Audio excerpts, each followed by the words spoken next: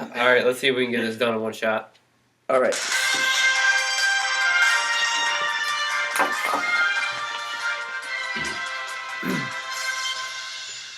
Hello, I'm Tom Sylvie and welcome. This is WW2 News, and tonight we have some interesting experiences to share with you about the Japanese Americans during World War II. And stay tuned for the exclusive interview with Fred Korematsu. Everyone remembers the bombing of Pearl Harbor on December 7th of 1941. After the attack, the U.S. government became untrusting of Japanese Americans. The government was worried about the attack on the West Coast. FDR issued the Executive Order of 9066. The Executive Order of 9066 rounded up most of the Japanese Americans along with Japanese immigrants and placed them into internment camps on the mainland. These internment camps were like big cages. They had barbed wire fences around the whole camp, and there were machine gun towers to shoot any escapees. During this time period, Japanese Americans faced many hardships. Life in the internment camps was very hard. They were forced to pack their whole life in one suitcase before going to the camps and selling everything else they had off. They lost everything. All right, now to Nathan with the weather. Thanks, Tom. We'll be experiencing a cold front moving in from the northwest. As you can see behind me, it's bringing in large amounts of snow, and it'll be bringing in temperatures below 0 degrees. Speaking of frigid temperatures, the Japanese Americans in the internment camps had to build their own barracks. Since they were poorly insulated, they were very cold at night. It was a hard time to be a Japanese American. Back to you, Tom. All right, thank you, Nathan, for the weather update. It's pretty brisk out there, Tom, isn't it? Oh yeah, it is. All right, now let's head over to Jack with the sports. Thanks, Tom and Chad.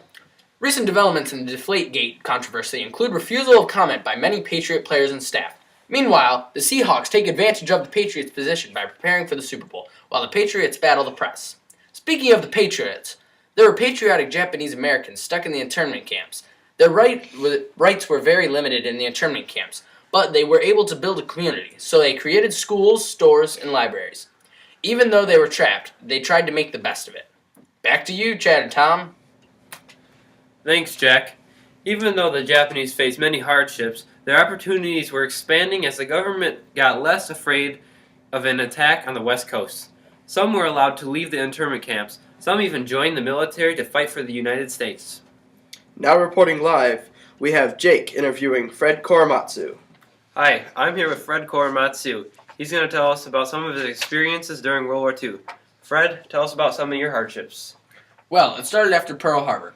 I wanted to join the war efforts, so I went and enlisted at the National Guard.